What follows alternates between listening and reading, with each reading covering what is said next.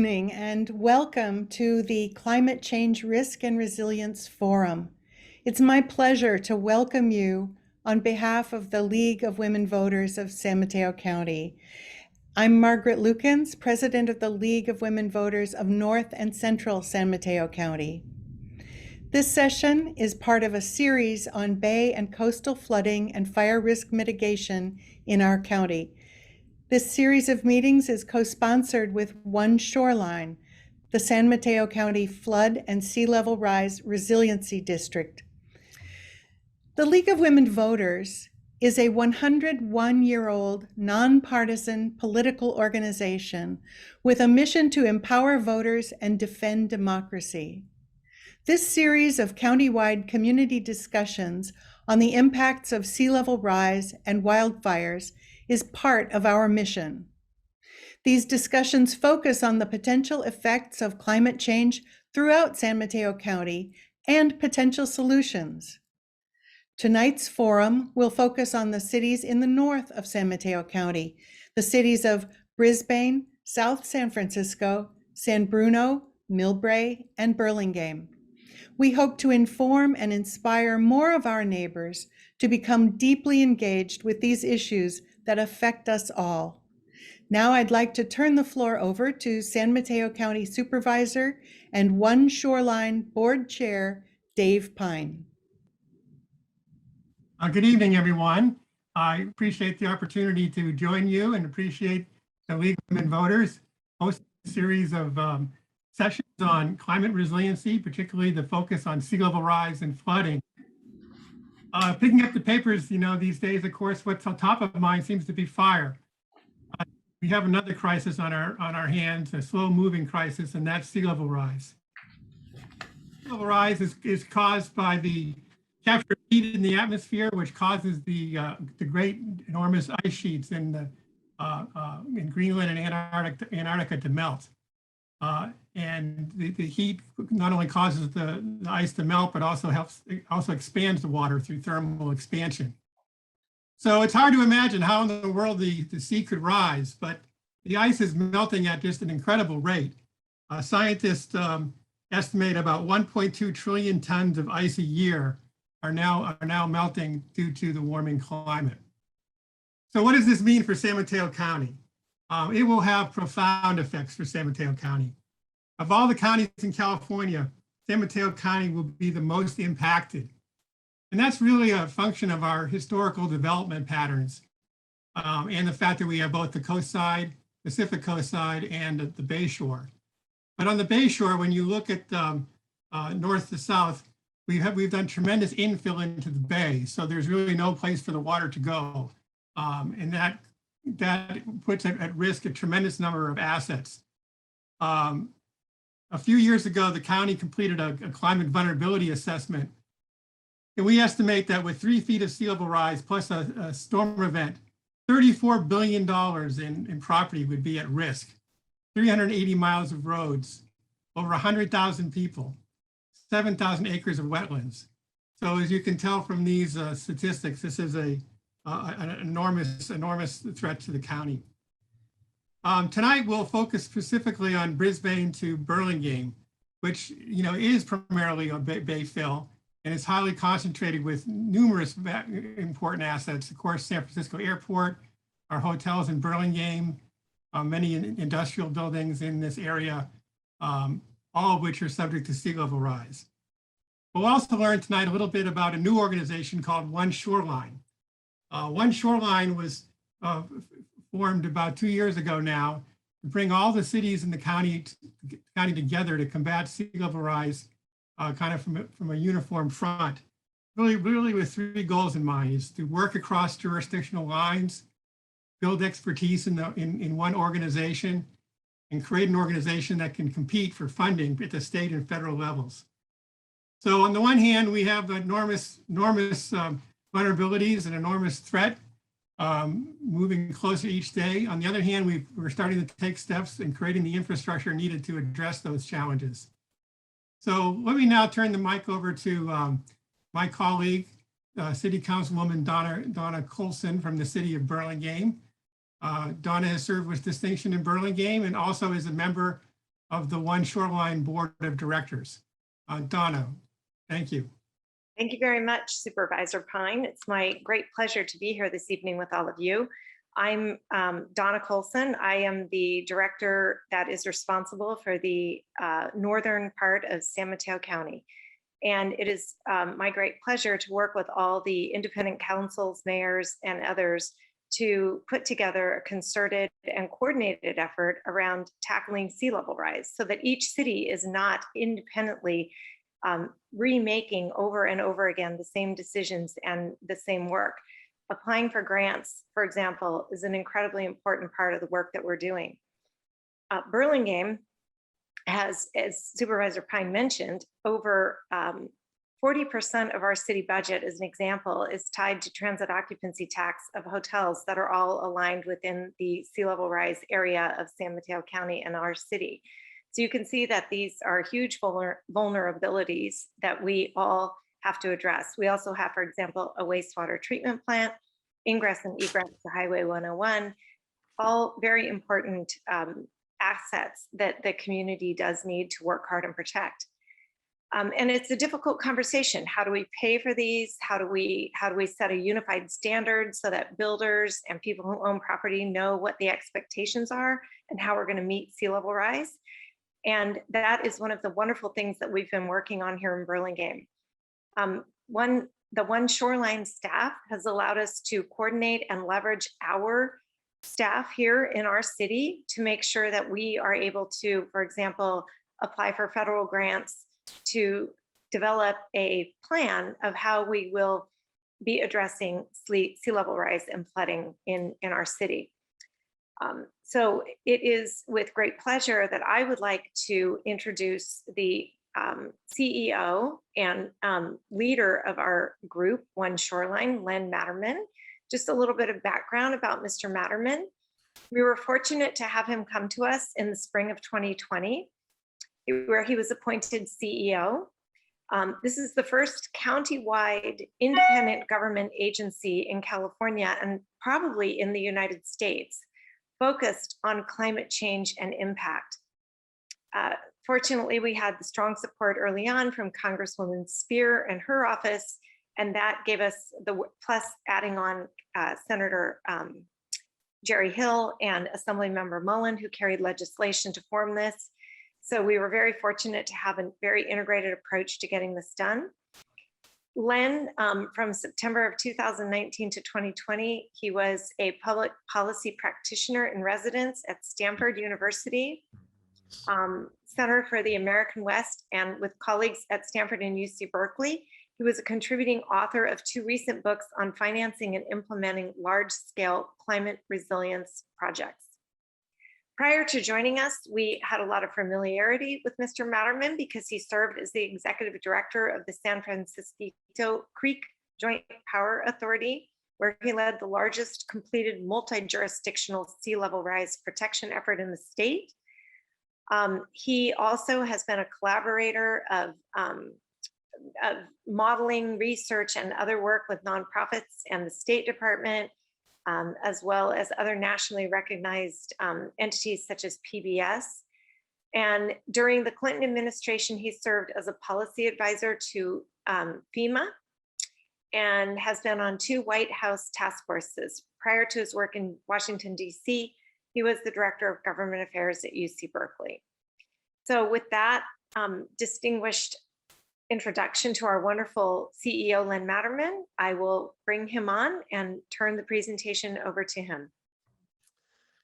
Thank you very much. Hello, everybody. Appreciate that warm introduction, Director Colson, and thanks to everybody for joining the event today. I'm going to share my screen and walk through some more information about the agency and the work that we're doing in this part of San Mateo County.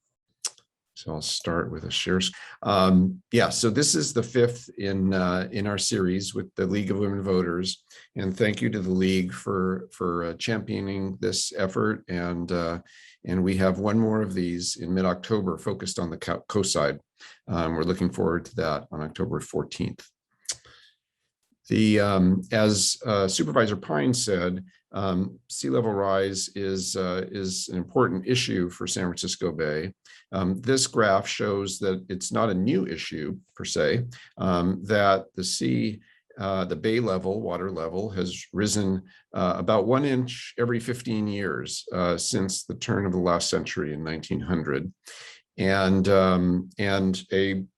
a relatively kind of mainstream projection has it going from 1 inch every 15 years, what we've seen, to about 1 inch every 2 years for the rest of this century. So it's certainly something, and that's not a aggressive kind of assumption. That's a mainstream assumption, and so it's certainly something that we're following closely.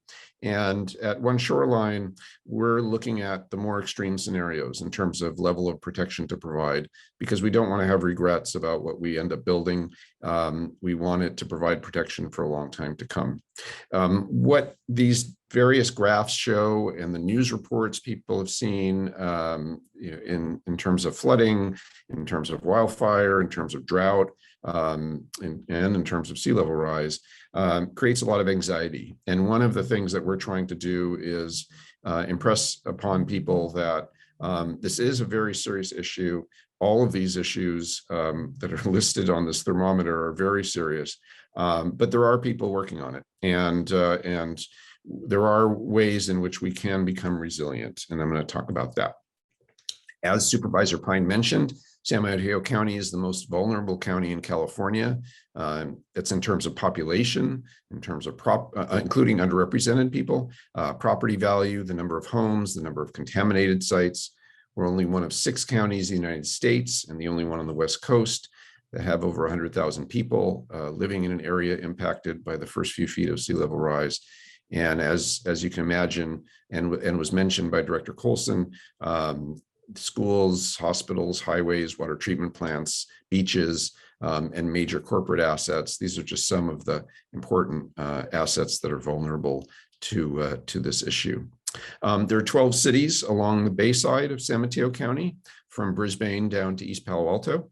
And so it was acknowledged when the county was thinking about how to address this vulnerability, that each city couldn't do it alone, that the shorelines obviously are connected, and there's so many cities that there needed to be an entity that could help to align and connect the efforts of each city into a uniform and aggressive level of protection. There had been a flood control district since 1959 that was thought about as a potential way to do this, but it really only had purview over 10% of the county and none of the coast side. And so it didn't make sense for that long-standing flood district to be the focus of these new efforts, with this transformative challenge. So we look at creating resilience and building a holistic approach to the threats, looking at more extreme storms and sea level rise, which is kind of new for an agency, looking holistically at the geography, aligning and connecting neighboring jurisdictions, as I mentioned, and looking holistically at the objectives, not only reducing threats, but turning waterways and shorelines from liabilities into assets that are integrated communities and utilize natural solutions and private sector involvement. Our priorities, we were established early last year, January 1 of 2020, so we're new. But our priorities for this fiscal year, which extends through the middle of 2022, are to complete our first construction project, which is a long planned effort to address frequent flooding in one of the poorest areas of the county. And that project is now under construction and anticipated to be completed in January. We're advancing multi-jurisdictional projects. I'll mention some of that tonight. We're working with cities and developers so that private property and public infrastructure is protected. I'll talk about that. And we're looking at a long-term stable source of funding for the district. Here's a snapshot of the projects that we're involved with, either as a lead agency, the ones in blue, ranging from the Bayfront Canal in the bottom right of the picture at the intersection of Redwood City and Menlo Park, to Redwood Shores, to Burlingame and Millbrae, and a countywide flood warning system. There are other projects where our agency is a partner or a potential partner, and connecting into work that is ongoing. That includes construction in Foster City to build a levee and wall around that city for this purpose, and also work that's planned by San Francisco International Airport. We'll talk a little bit about that. In terms of our flood warning system, just to briefly mention that we're working with cities in 4 watersheds on the bay side, and we're looking at a couple watersheds on the coast side to develop a new warning system. And also this year, we're going to begin to work with cities on emergency action plans in the Colma and San Bruno watersheds and other watersheds farther south in the county. So Brisbane to Burlingame. This is a snapshot of what the bay shoreline looked like 80 years ago in 1941. San Francisco Airport is in the middle of the picture. And it should be obvious that there was development in this area, but not right along the shoreline. And Supervisor Pine mentioned that one of the reasons our county is so vulnerable is because of the development patterns that we've enjoyed over the last 80 years. And now we just need to think about how to protect that development pattern. So here's Brisbane to Burlingame today. Obviously, it looks quite a bit different. And tonight, I'm going to touch on briefly the vulnerabilities and issues surrounding Brisbane. It'll be extremely brief. And then San Bruno.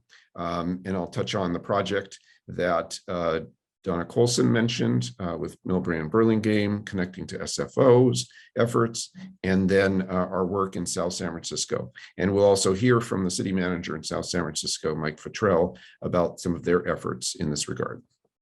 First to Brisbane. Briefly, the city of Brisbane's vulnerability. This map on the right shows the current FEMA 100-year floodplain. And you can see San Francisco Bay is on the right, Highway 101 is labeled, and certain areas of Brisbane are in the current FEMA floodplain. And I'll be speaking at the Brisbane City Council on September 23rd on this on OneShoreline and Brisbane's vulnerability and what issues are important to Brisbane. So if that's something that's interesting to you, please join the City Council meeting on the 23rd, the evening of the 23rd. This image also now shows the initial sea level rise inundation areas. So the areas in the pink circles indicate the areas that we would focus on first, likely, in terms of addressing this issue long term. Of course, Highway 101 is the largest pink circle here. And like many areas of the county, our transportation infrastructure, some of it very critical, like Highway 101, is included in the most vulnerable assets that are at risk and ones that we're working on. And we're starting to work with Caltrans on this issue. Turning attention to San Bruno. San Bruno's Bel Air neighborhood is in the yellow circle area, just south of 380 and just west of Highway 101. This area was mapped into the FEMA flood zone in 2019, much to the disappointment of the residents of the Bel Air neighborhood. And it's a complicated situation because the pink arrows show all the different sources of water, at least according to the modelers, the folks that study hydrology, all the different sources of water that come into this part of San Bruno. The arrow in the middle that has an outline of black, it shows water emanating from San Bruno Creek. And this is the result. This is a couple of years ago, taken by a local resident in the Bel Air neighborhood. This is the result of flooding there, of the creek overtopping and water backing up in the city's storm drain system. We are taking a look at this area of San Bruno Creek first to try to address San Bruno, the Bel Air neighborhood's concerns. The image, 2 images on the bottom are from the 380 overpass.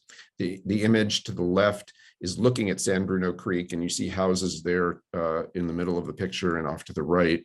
And this is the area of the creek that overtops. And the image on the right is looking north from 380, and you can see all of the maze of 380 and 101 And this makes it a complicated project because Caltrans has the right of way there. So we've started the conversation with Caltrans in terms of opening up the capacity of San Bruno Creek so it doesn't back up and overtop. But it's a complicated situation that will take multiple efforts. Now to SFO and Millbrae and Burlingame. San Francisco Airport has been working for several years on its shoreline protection project, and it's now in the early stages of environmental review. And the colleague of ours from San Francisco Airport is participating in this meeting and can answer questions specific to the airport's project. One thing you will notice, though, on this image from the airport is there's in yellow dashed lines at the bottom right and the upper left of the image are options to tie their project into adjoining work by the local cities. And if they did that, then they wouldn't be building the dashed blue line at the bottom, which is option 2, develop west side protection. And obviously option 2, the blue line, is a very long extent. And San Francisco Airport would, I think, much prefer to tie into neighboring jurisdictions. And that makes good public policy for us to be working together in that way. So we are, and San Francisco Airport is supporting our efforts to begin a project, which we will in this fiscal year, so in the next 9 months, to begin the planning for a comprehensive shoreline protection program that ties into SFO and protects Millbrae and Burlingame. So in 2019, the end of 2019, Burlingame came out with a study of its vulnerability. And in April of 2020, Millbrae did the same. So there were 3 neighboring efforts that were all looking at their individual vulnerability, and consistent with the objectives of OneShoreline and our mission, and with the support of our board, we are advancing these independent efforts into one consistent shoreline approach that also includes the creeks that flow into the bay. So this image shows about 1.5 miles, the pink line of our first phase of this project, from Broadway / Airport Boulevard area of Burlingame on the bottom right up to SFO, and also 1.5 miles of creeks, the yellow lines, all the way up to the Caltrain and BART tracks. So that's the project footprint. And the project partners have multiple reasons to be working together. This describes them in terms of establishing our common objectives, sharing technical information, sharing environmental mitigations. It's a very important piece. Obviously, sharing costs and utilizing land rights that the cities have, that SFO has, and that the private sector has in the furtherance of this project. So next I'll turn to the issue of development and new development. There's a lot of proposed development on the Bayside. It's been heavily developed, as you know, but there's a lot of proposed redevelopment or new development. Cities evaluate development proposals all the time in terms of their compliance with various requirements. And if those developments are in the FEMA flood zone, the 100-year flood zone, most cities, including the cities in this area, require that the first floor and some infrastructure are above what's called a flood elevation, which is part of these FEMA flood maps. Not yet considered are conditions brought by climate change. And we view that as a lost opportunity for 2 reasons. One, we should be incorporating protection into the early planning of a new development.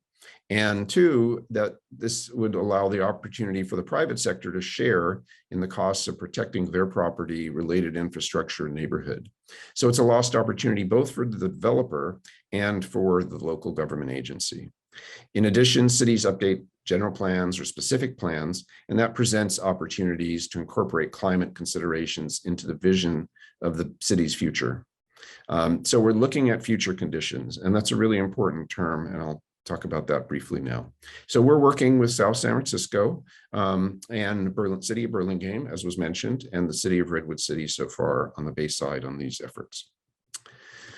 Okay, so OneShoreline is working with these cities in the 3 areas: general plan and specific plan updates.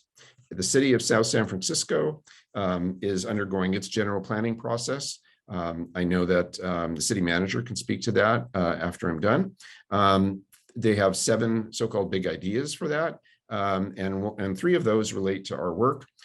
You'll notice that addressing sea level rise is one of them, transforming Colma Creek where our agency has land assets and derives property taxes is another. And another one is improving multimodal mobility, bike and pedestrian especially. And we're certainly interested in building that into all the projects that we look at. We're working with the city of Burlingame, as mentioned, on zoning ordinances. And that includes all of the area, or almost all of the area impacted by sea level rise, as was mentioned by Donna Colson. And so we're looking at both the shoreline protection opportunities and opportunities for the first floor elevation to be a couple feet above the FEMA flood zone, so that the next time the maps aren't redone, and they were redone last in 2019, 2 years ago, and the next time, so the next time they're not redone, they are redone, that the buildings won't be put back into the FEMA flood zone. And then finally, looking at development projects by specific developers. And are there opportunities to work with developers and the cities so that the projects are sited in a way that enables climate resilience. And so, for example, for a development to be right on the water's edge like this, and then try to build protection later along the shoreline, as you can see, it would probably be a difficult endeavor to build that protection in a way that maintains the livability of this unit. And we want to try to avoid that by getting involved in the planning of these developments at the earliest possible stage.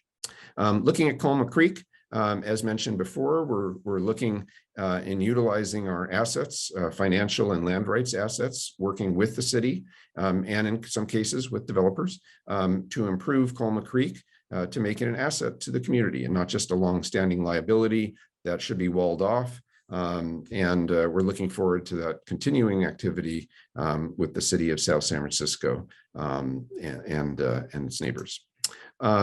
Finally, we have new tools at our disposal that we're developing to enable developers and the city staff and the general public to identify specific areas of the city in terms of flooding, but also in terms of other things. So, for example, this shows an area of Colma Creek in South San Francisco. You see Highway 101 coming through the image. And we can identify specific properties and what a future flood depth would be at those properties, given different scenarios of extreme storms, as well as sea level rise. We can first look at the FEMA flood zone and then look at some future conditions of where flooding would be anticipated to be, and then layer on many important issues and just layers of information so that it can help decision makers like staff leadership and city council members and our board look at how do we target our projects so that they reflect our values and objectives. So this example looks at median household income, so we can be aware of the income level of people in the flood zone. And then other examples are to look at kind of where residential land is planned for, either in the general plan or specific plans, or with specific development proposals. We can take a deep dive into areas that are planned and look at their tree cover, the amount of impervious surfaces they have, and it can just be a tool to help us understand how we want to build forward in the future. Another one is to look at existing trails so we can identify kind of some of the key gaps in relation to potential residential development, and look at land rights and help to develop project opportunities based on all of those factors together. So this is my last slide. And on the left, what you see is this whole area from Brisbane to Burlingame, and in terms of the elevation. And I wanted to just point out that the land, the elevation of the land is all the blue areas are basically at or below the daily high tide. And then as the land gets higher and you go inland, it goes from blue to green to yellow to orange. So the daily high tide in this area is about 6 feet. And the FEMA 100-year elevation is about 10 feet. And FEMA has a requirement, if you build protection, to add on 2 feet of freeboard. So that gets us to the yellow, which is 12 to 13 feet. And then 4 feet above that is our objective for our projects, so that when the FEMA maps get redone next time, or the next time, or the next time, which is probably, now 30 to 40 years from now, there's no issue of these properties being put back into the flood zone, let alone no issue of these properties getting flooded due to a big storm or a tidal surge or sea level rise, because not only will they be well above the FEMA requirements, but they'll be essentially 10 feet above today's high tide, going from 6 feet to 16 feet. So again, to summarize, regarding these future risks, our objective is to avoid, protect properties, protect people, properties, and infrastructure from the current and future risks, avoid the more challenging and costly efforts to retrofit protection later. We want to avoid that. And so, we should look at how these properties, public and private, are built, what elevation they're built to, what does the waterfront protection look like, what elevation is that built to as part of regional efforts? Can we utilize marshes, both for their environmental benefit and for their flood protection benefit? We're working with a team at UC Santa Cruz to study the entire San Mateo County Bay shoreline for that purpose. And then finally, incorporating trails, and that the path to resilience will be easier with a focused effort that we're helping cities to focus, as well as less costly if we embark upon it soon. So with that, thank you very much. I'm going to turn it over now to Mike Futrell, the city manager of South San Francisco, and then I think we'll get back to the league and start the question and answer period. Thank you. Good evening. Thank you, Len. Appreciate the partnership with OneShoreline very much. It's been a terrific collaboration, and I know that will continue. Len talked a lot about the macro and what's happening up and down the coast. Mine is really more the micro of what is happening in South San Francisco and some of the things we are taking on our own initiative to address our own problem of sea level rise and coastal flooding in South San Francisco. So I'm going to share screen for a moment. Let me get that moving. And here we go. Sea level rise in South San Francisco. This is our shoreline. This is the map that was referenced earlier by Len and others, the county study, which shows where we are at risk of sea level rise in South San Francisco. I put in a few landmarks like San Francisco and the arrow, so you can orient yourself, and SFO to the south. But you can see we have two major areas of concern. One is this large area in the south, just by SFO. That's our largest problem. Len talked a bit about that. Coleman Creek dumps into that area. And then we have a problem to the north. And so we have different strategies for the problems in the south and the problems in the north.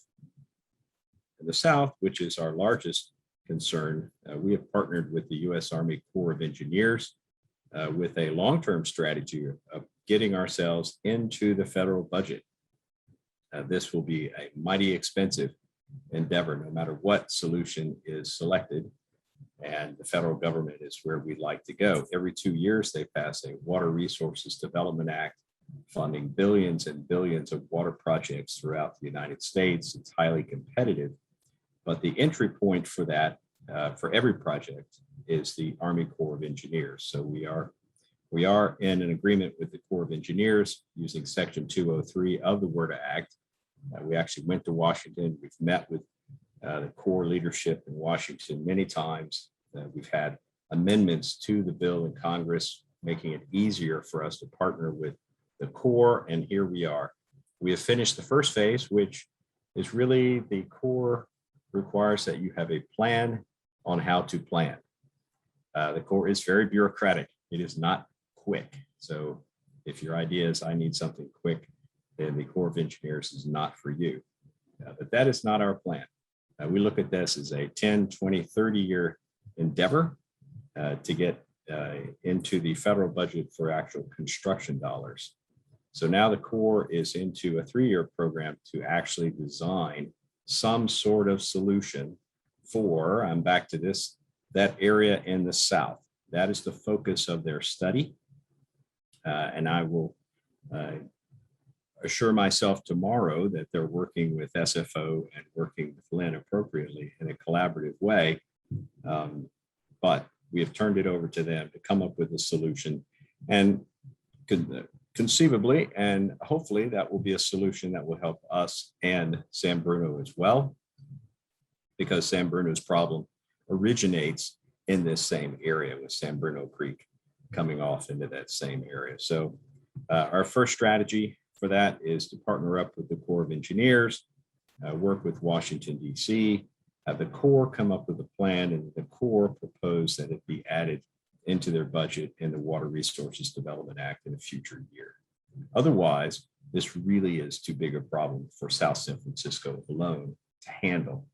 And I will echo the comments by Supervisor Pine and Director Colson and Len that no city by itself can handle these issues. Now, if we can partner with the federal government, I am all for it, and that will be great. On the northern side, we do have some partners, and we have a two-part plan for the northern part of our city. There is a lot of biotechnology development happening on the northern side. So we sort of have the luxury of insisting that they not only prepare their own development for sea level rise, but they fix our basal problem at the same time. What you see is a rendering of the Kilroy Oyster Point development, which is the largest development in the San Francisco Bay Area at the moment, a $3 billion remake of our entire waterfront in this area for life science, for tech, is well under construction, and the first phase will deliver in December with Stripe, fintech from San Francisco moving in, as well as the biotech company Cytokinetics. So if you're lucky enough to have a wealthy developer building right on your shoreline, that gives you an opportunity to insist that they take care of the problem. They are building their buildings to a standard of the year 2100 for sea level rise, and they are fortifying our shoreline. And this is a portion of the shoreline that is under construction right now. This will open in December, but they're completely reworking the Bay Trail, building new parks. They're actually building a beach. Pretty excited to have a sandy beach on San Francisco Bay, but all of it will be built to the standards of 2100. I know they have worked very closely with regulatory agencies, BCDC and others to meet those standards, but this is all at their expense. So that was super for us. That is phase one, which is let's get developers to pay for it when we can. And we are working on a hotel in the same area. So we are close with a hotelier who will with the same requirements, that they build their facilities to the year 2100 sea level rise, and for their portion of the shoreline that they protect our city.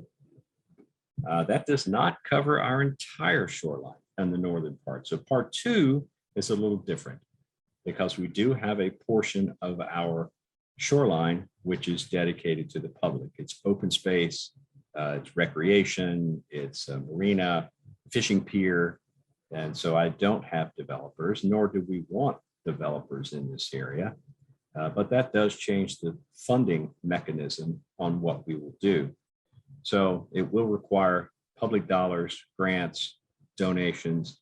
Very hopeful that the state will have a sea level rise ballot measure in coming years, a bond measure that we might tap into.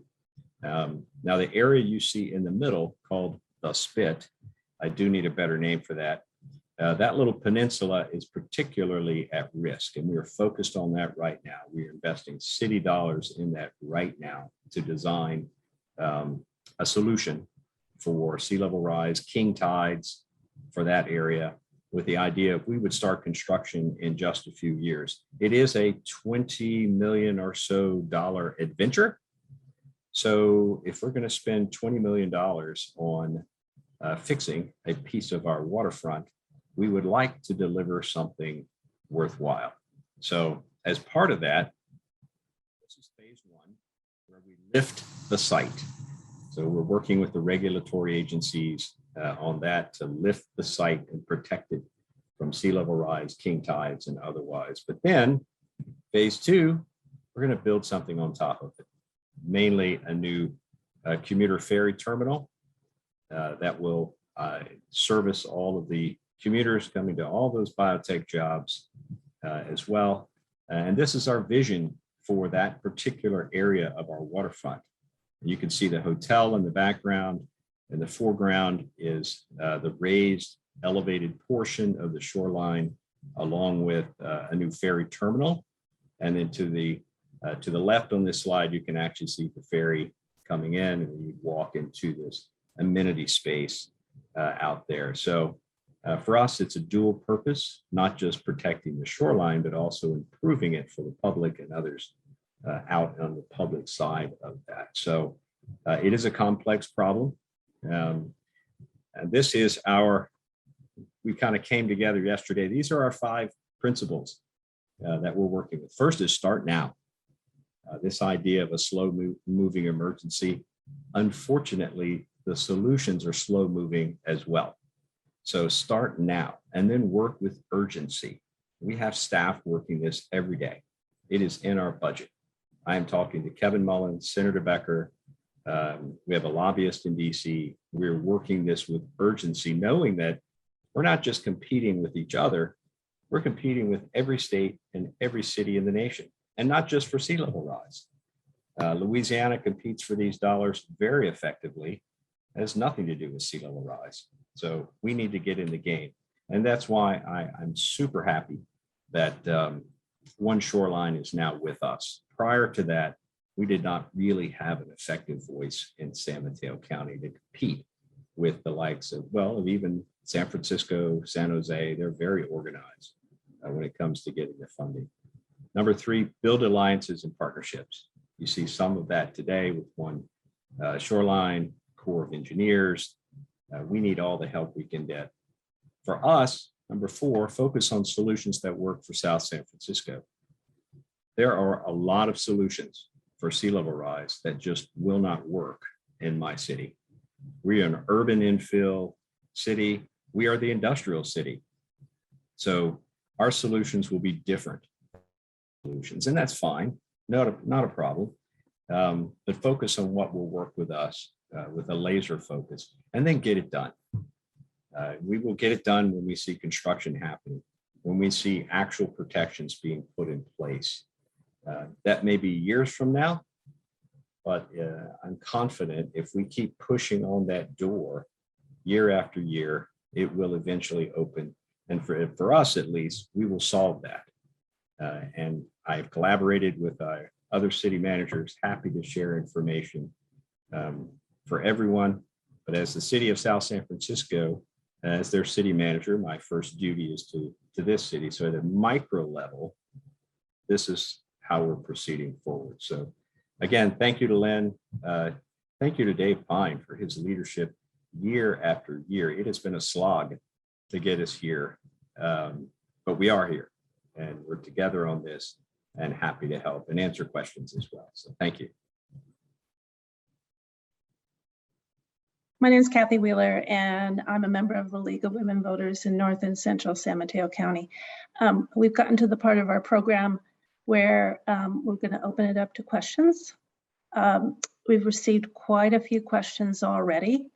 I'm parsing the questions, and I'm going to try to divvy them up for all the members who are present to answer for specific geographies. And I urge everyone who's listening to go ahead and you can put your questions into the Q&A icon at the bottom of the Zoom chat, or you can send me an email via the email we mentioned earlier, which is the big acronym lwvncsmc.questions@gmail.com. So we have a couple of general questions to Len Materman. about the OneShoreline organization, which I think would be important to answer. Len, first off, who funds the OneShoreline organization? And can we get everyone who is our expert tonight on video, so that we have an actual panel? Perfect. So Kathy, to answer the question of how OneShoreline is funded, the operations for the agency are funded by all 20 cities and San Mateo County, and they're providing funding for first 3 years. We also secure funding from property taxes in the flood zones, and I showed a map in one of my slides of the 10% of the county that are part of flood zones, and that includes Colma Creek and San Bruno Creek watersheds. So this area is substantially in a flood zone that receives property taxes. So that's how and then we secure grants for projects, and when we do construction, like we're under construction right now, as I mentioned, down in Redwood City and Menlo Park, we have a funding agreement with the relevant jurisdictions that benefit from the project. So for example, that funding agreement includes Redwood City, Menlo Park, San Mateo County, and the town of Atherton. So it depends on the project, but our core operational funding at this moment is divvied between the county and all 20 cities. Okay, so that includes the city of Foster City. There was a specific That's question right. of whether Yes. Foster City is a member of the OneShoreline organization. It does. Okay. So here's a good general question, I think. How are grant funds for sea level rise to be distributed to the member cities for projects, and how are projects selected? Yeah, that is a good question. And certainly others can chime in as well. When I think about projects, and OneShoreline is a new agency of a year and 8 months, and we have a staff of myself and 2 project managers and a finance manager, and so it's still a young, small organization. When I think about projects, I think about, does it already have local support? If it's a project that doesn't have local support, it doesn't make sense for us to kind of spin our wheels on something that has not been thought through and that the local community wants to be involved with. Also, does it have meaningful objectives? Is it protecting against a real threat, a real vulnerability? Does it have an objective that's achievable? Are we proposing to do something that actually can be built? That's a critical component of projects that we get involved with. And then finally, is there a clear role for OneShoreline where we add value? Not every situation would we add value to a project, but where we do, and where there's local support that asks us to become involved, and there are meaningful and achievable objectives, I think that's kind of where we would say this makes sense. We are looking largely, as I indicated in the slides, at multi-jurisdictional efforts that cross boundaries between jurisdictions, because that's where I think we add the most value. Does anybody else want to comment on that particular question? No? Okay. There's a question about Brisbane. So it says, in your map of flood zones, there was a section of land in Brisbane and the Brisbane Baylands area. There's major development plans for this area. The question is, how are you engaging in the process to determine uses in this area? What risks have you identified for this planned development? Well, our involvement with Brisbane is just really beginning. I know that this development has been discussed for a while, and it's really, development is in the purview of the cities. Our agency doesn't have development regulatory authority in any way. It's really about working with the cities on the development that they want to have happen and how that can be protected. That's where our role comes in. And so in regards to Brisbane and the Brisbane Baylands effort, It really would be working with the city, which we've just begun to discuss. And as I mentioned, we'll be talking about this, I'm sure, at City Council in Brisbane in about 2 weeks. It's really about kind of where the city wants to go with the development and how they view this regional agency of OneShoreline adding value to ensuring that their city is protected. So if this particular citizen would like to, have a contact, okay, to get specific questions answered, do you have any recommendations for this person? From OneShoreline or from the city of Brisbane? Either or. Okay, or both. at OneShoreline, probably the easiest way is info@oneshoreline.org. That's a good portal to get it kind of connected with us, and we'll get back to you by email and perhaps have a phone conversation, meeting, etc. In terms of Brisbane, I would suggest contacting the Public Works Director. He's kind of in many ways been a key contact for us, and maybe starting there. I don't know yet like what the issue is that this person would contact them about, but I would start there. If they want, they can send a question to info@OneShoreline and we'll forward it to the city. Yeah, if you go to the city's website, usually you can find information also by asking the city clerk. Okay, there's a couple of questions about Millbrae.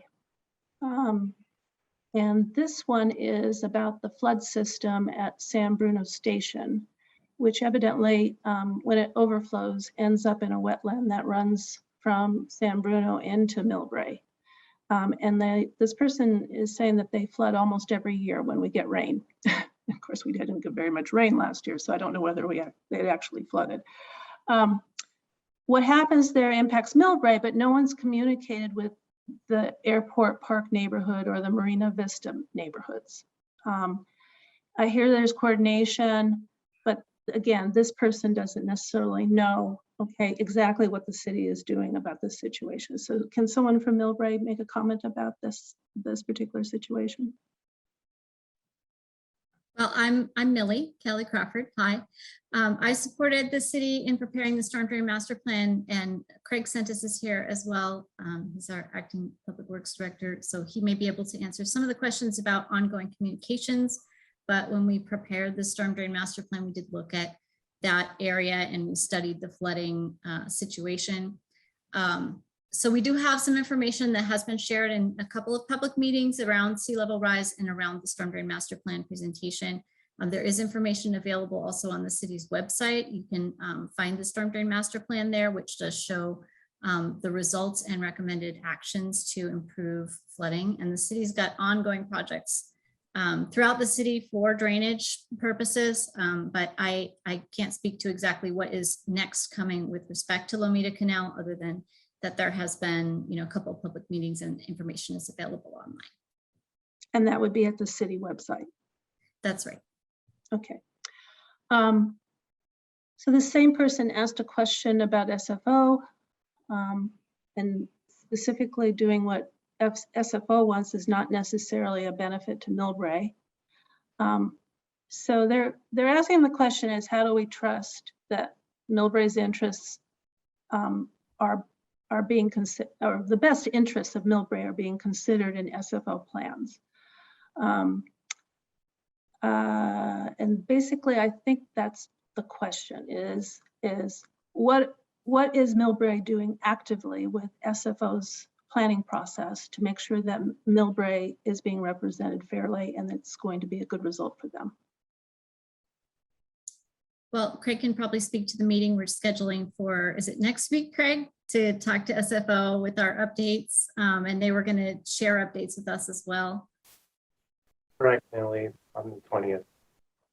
So that partnership is ongoing. And with respect to sea level rise in particular, and I know there are different issues between local drainage and shoreline protection, but with respect to shoreline protection and sea level rise adaptation, the best way that we can protect this whole region is to present a united front to the bay and connect our projects together, with a comparable level of rise planned with adaptations that connect together and tie into one another Otherwise, if we try to build a small flood wall or levee, the water's just going to go around the ends and come in. So the partnership with SFO is very important to Millbrae. Okay, I'm gonna go back to the previous question because I actually got a clarification on that question. And she would like to have a more detailed answer. The issue is, how is San Bruno Station plan going to impact Millbrae, not how our own Millbrae storm drainage system is going to accommodate it. So I think that to be fair, if you can, and maybe is there someone here from San Bruno? I don't think San Bruno is represented. No, we can take a question back to San Bruno. Okay, so I think that is the concern, is whether the San Bruno plan is taking into account the effect on Millbrae, that there's a side effect from this flooding that affects Millbrae. Craig, are you able to speak to that at all? I'm not familiar with that issue. Yes, that is correct. And when they send lots of water to us, stormwater runoff, it can cause a lot of problems for us because of the tules that are in the Lamina Canal, which is protected by garter snakes and red frogs. But the problem is the airport has, over the last 10 years, got a permit, and they've been working effectively, but slow, but it is getting better. And that's why we are meeting with them again next Monday to make sure the progress continues. But it is, it's not like just a hard concrete channel. It's a green infrastructure and a habitat, which is causing a little bit more effort and time to deal with. Craig, is the meeting that you're talking about a public meeting? No. Okay. Will there be a report out of that meeting? Yes. And how can this person access that report? They can request it from the city clerk. Okay, thank you. Let's see. There was a one that actually, to continue with Craig and Millie, actually. So can you give a general perspective on the regional shoreline project in Millbrae and Burlingame? How do you see this work building upon the city's 2020 sea level rise adaptation assessment? Well, it's built off of the adaptation assessment that we did in Millbrae, and we partnered with Burlingame as well. We were both funded through grants from the county. And so Kevin and I met before and collaborated as part of their technical advisory committee for their plan. So our plan was developed on the same timeline and with the same expectation of, meshing our two projects together at some point. Obviously, there are data gaps to fill. That's what Len is talking about, in next steps. There's more work to be done to really make, the project whole. But Millbrae completed this adaptation assessment and identified some shoreline solutions, and Burlingame did as well. And so, what Len and OneShoreline are doing next is to carry that forward to the next level of study and refine those designs and concepts. Okay, thank you. This is directed at Kevin Gardner and Donna Colson from Burlingame. The regional shoreline project in Millbrae and Burlingame is a big endeavor and will require support from many different partners, including private developers along the Burlingame shoreline. Mike talked about some of the approaches that they've taken in trying to enlist the help of private industry to help fund these projects. Can you speak to how the private sector would be contributing in terms of financing and development of this project? And maybe you can first preface that with an explanation of what this project is about. Kevin, are you? Yeah, there's Kevin. Okay. I'm going to let Kevin go ahead and kick it off, so he has an opportunity and I can chime in at the end. Kevin, you're Thank muted. you, Councilmember Colson. And so there's a number of different ways that new development can respond to the work that's already been done. As Millie from Millbrae had mentioned, Millbrae and Burlingame both did studies at the same time and came up with pretty similar findings, which I think gives us some confidence. And as she mentioned, the OneShoreline is able to kind of pull the jurisdictions together in a way that we wouldn't ordinarily be able to do just on our own. On the project scale, we are starting to look at a number of new projects on the Bayfront. And I think the examples that Mike Futrell from South San Francisco showed are very instructive in that some of our proposed projects are showing the same types of direction, and that there are resilience actions that can be built into the projects as part of the development. And this is the time to ask for that. It can be everything from the Bay Trail being at the 2100 elevation that it needs to be at, from landscape plans being designed in such a way that they can also provide flood protection and resilience, making sure the buildings are at the right elevation so that they can withstand some flood events should it come to that. Each project is then kind of stitching into a bigger picture, and then the big picture is where I think OneShoreline can help with a more encompassing project. But it may be we've got some great opportunities. Some of these projects have significant portions of the shoreline, and if we can get jump started with landscape design that they would be doing in any case, but have it designed in such a way that it matches the longer term plans that we've been looking at, then I think we're that much further ahead.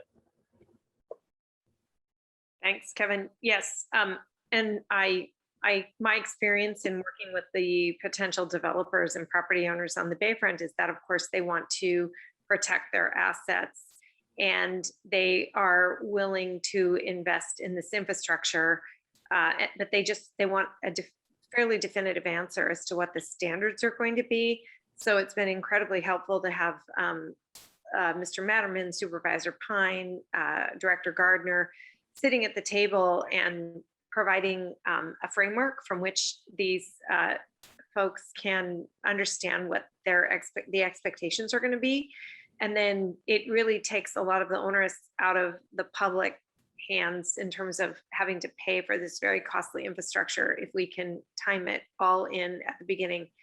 And given that we upzoned some of the land on the front of the bay, recently we created a lot of value for the property owners. And so that value has, the council has felt very strongly that that value creation should also benefit the public, and that asking for them to pay for and sponsor some of these improvements is appropriate, given the change in the value of the assets that they're holding. Okay, thank you. We have a technical question, kind of technical. So we've been talking somewhat about construction projects in some of these areas as improvements. Where construction is planned, are there seismic and hydraulic studies that verify with margin to determine that the land will not sink below the expected FEMA relevant levels?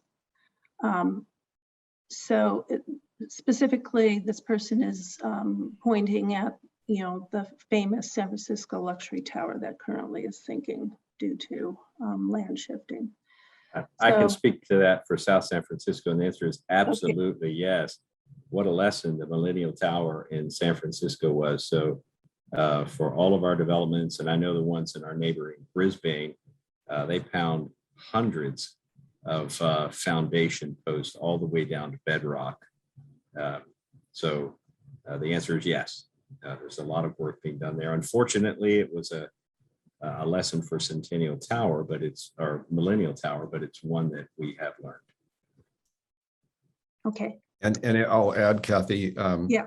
in the construction of levees, there are federal requirements for them to be certified by the Corps of Engineers and to get FEMA certification, so people are outside of the flood zone. There are requirements in our area that the geotechnical engineers need to look at whether they could withstand a certain magnitude earthquake, a certain distance from the levee. And it's a pretty, I can't remember exactly what it is, but it's a pretty substantial earthquake. I think it might be an 8.0 within a certain geographic area. So I think it's just safe to say that this is a consideration that all of us working on the shoreline need to take into account, and we do. Okay, that's good to know. There's a couple of funding questions. People are always interested in the money.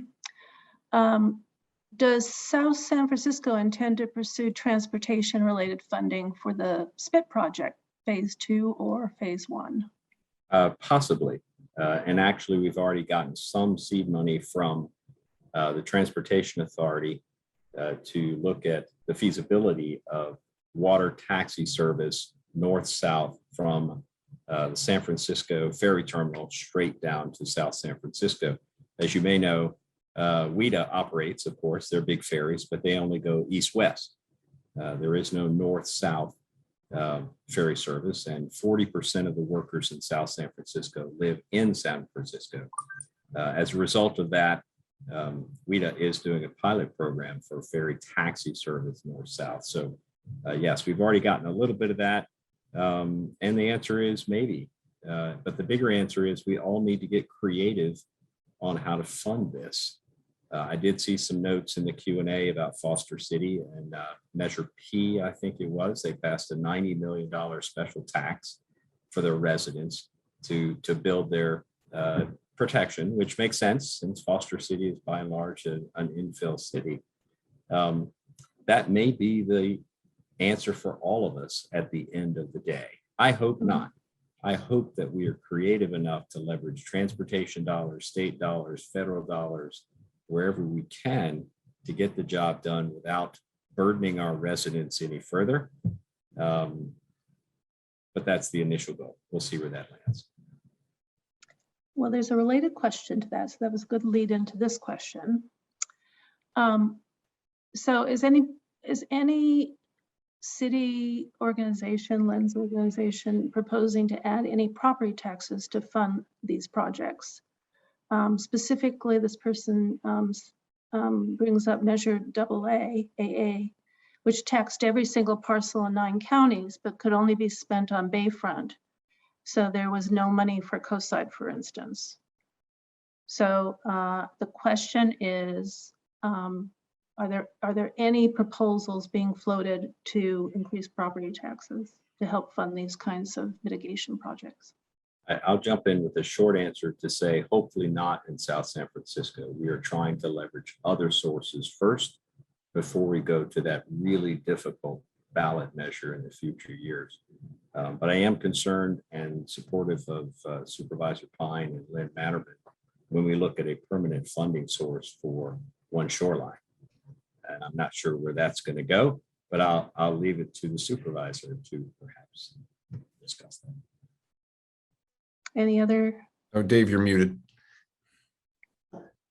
As was noted earlier, the funding mechanism for OneShoreline is not permanent, and we do need to find a way to fund our day-to-day expenses. And we have been doing some exploration into a possible parcel tax. The Measure AA that was referenced earlier, that's a parcel tax that crosses all 9 counties in the Bay Area that raises money specifically for tidal wetland restoration. So we have been exploring the idea of whether a parcel tax potentially combined with the goal of assisting with fire mitigation efforts might be a fruitful avenue for finding long-term funding for the district. Okay, thank you. This is a question directed to Doug Yackel, who is the SFO representative. Can you bring us up to date on the current status of the shoreline protection program. How does SFO plan to fit this project with other projects to the north and south of the airport? Thanks for that question, and thanks for the opportunity to join tonight. There's been a lot of projects that have been put on hold or delayed as a result of the pandemic and the dramatic drop in activity that's happened at SFO. This project is not one of them. This is one of the projects that is moving forward. We feel that it's important to get a plan in place because, as we all know, sea level rise won't wait for our economic recovery. We need to get on it now. Len mentioned earlier that we are in the early stages of environmental permitting. We hope to have a draft environmental impact report available for the public to view by the end of this year. And even prior to the pandemic, our hope was to complete environmental permitting and begin construction in the 2025 timeframe. And essentially it would consist of a series of walls that would bound our 8 miles of shoreline. There are some walls in place right now at SFO, but these are more focused on protecting against tidal action and wave action during storms. It's not sufficient to protect against a 100-year flood or 42 inches of sea level rise, which is what we're designing for. So, and we've also been in close contact with our partners to the north and south, and we look forward to continuing that collaboration. I think it's important that we do view this holistically. We're all in this together. We need to understand how each of our collective solutions can fit together with one another and leverage for the ultimate goal that we all share. Okay, thanks. So maybe Len can answer this question, or anyone can pipe up. So the question was, we've been talking about cities here in the North County, but what have other cities done to address sea level rise? Maybe specifically cities in the East Bay, what San Francisco's thinking about, just to give an overall picture of how the Bay Area in general is addressing this problem. Well, I can say that in this very south part of the county, in East Palo Alto and across the county line in Palo Alto, there was a very large project that does address sea level rise up into the level that I was talking about earlier. So, 4 feet above the FEMA flood zone plus the 2 feet of freeboard, or 10 feet above the high tide. And there is, so that project's been built. It was built in 2018. And then of course, Foster City is under construction. In the other areas, we're in various stages of kind of conceptualizing or planning or design. Of course, it doesn't mean that a lot of areas are seeing water regularly today, although some areas see it during king tides now. But I think most areas are in some level of conversation or early planning. And so if you remember, there was that map that I showed that had all kinds of areas of the Bayside with various colored lines. The objective for us is to figure out how those can be aligned and connected. So for example, Foster City is under construction now. Just to the south of Foster City is Redwood Shores, which has the same issue Foster City had, where FEMA presented them with information that said, you either build something or you're going to be in the flood zone. And so we're working with Redwood City and San Carlos and Belmont and San Mateo County, where the San Carlos Airport is, to develop a project that connects into Foster City just to the north with a similar or maybe greater level of protection. So at various stages around the county. In other parts of the Bay Area, different agencies are certainly thinking about this and working on this. In terms of built project, there's really not much. There is a Corps of Engineers project down called the South Bay Shoreline Project, which is focused now on El Viso. And that project is, I think, just beginning construction or just about to. It's been in the works for about 20 years. So hopefully other projects move more quickly. But that project is now kind of at a pretty mature stage where it can begin construction of protecting that area of El Viso. Otherwise, many agencies like ours are thinking about this and doing some planning. And there are, fortunately, forums for us to be communicating with the other counties, because where as you can imagine, where the counties meet, it's critical that we work together so that these projects, not just within the county, but across county lines, are aligned and connected as well. Is there a formal consortium within the Bay Area of organizations like yours to meet regularly and to cooperate? Well, there was something called CHARGE, Coastal Hazards Resiliency, something I can't remember exactly, but it's formed about 10 years ago, actually, quite a long time in terms of kind of sea level rise thinking. But it was focused on sea level rise at the beginning, and that still exists and is the forum that I was talking about, where I get together with colleagues in the other counties. Also, BCDC, which is the Bay Conservation Development Commission, has been looking and just announced a program to try to move forward on some sort of collective planning exercise. BCDC has been thinking about this for many, many years. And it is hard to get 9 counties together on a collective approach. It's hard enough to get 1 county together on a collective approach, but to get 9 of them. But BCDC is making the effort, and Supervisor Pine is on the commission, and others in San Mateo County, and are focused on trying to get that done. Good. I think we've got time for one last question, and it's kind of a scary question. So I think I understand what they're asking. Are there any places in San Mateo County where managed retreat is being considered?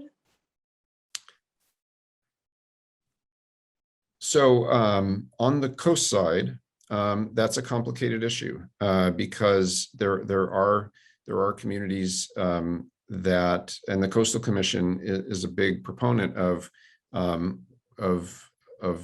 where a bluff or a cliff is eroding, that you don't just add concrete to it to harden it, and so that's a real tough thing that communities on the coast side are facing. And in some areas, you know, that may be called for. In some areas, it's not. You know, when I think about managed retreat on the bay side, I think about elevating structures. That's retreating above the floodplain, and so that's how I look at managed retreat on the bay side. Is we're not going to be moving the developed areas away from the bay. We're going to be protecting them, but can we elevate them so that we're above where the water is? I don't know if Mike wants to add to that. Just a little bit. On one of my slides said find a solution that works for South San Francisco. We've looked at managed retreat, and unfortunately or not, we're an urban city, industrial city. There's not a lot of opportunities there, except one. I did mention we were building a beach, a sandy beach that we can enjoy as part of a park. Well, effectively, that is managed retreat. It's being managed in a way that you do expect the water to come up on that beach shoreline and creep in there, and that's fine. But otherwise, as Len said, we've got billions and billions of infrastructure built out, and we're looking for other solutions. But I think for other cities, it would be a very viable alternative. And that can be done in a relatively small but way in the global kind of countywide sense, but in a significant way locally. When we did this project at the East Palo Alto County line, essentially we was managed retreat because we opened up a creek channel and created a very broad floodplain. So it allowed the water to spill into areas that it couldn't spill before. But at the same time, we protected homes and businesses behind that area. So, you know, as Mike said, you know, they're looking at South City and doing this on a particular beach, and that's great. And we look for opportunities to incorporate natural solutions, managed retreat, if it involves creating new marshes. So there are opportunities to do those kinds of things, but to say that that's a kind of a broad objective of the county at this point, that's not where we're at. Okay, good to know. All right, thank you everyone for your consideration of these questions and your answers. I'm going to turn this over to Margaret to finish up our successful forum here. It's been very, very interesting. Thank you, Kathy. Please join me in thanking the following people who made tonight's presentation possible. Dave Pine, San Mateo County Supervisor and OneShoreline Board Chair. Donna Colson, Burlingame City Council member and OneShoreline board member. Len Materman, CEO of OneShoreline.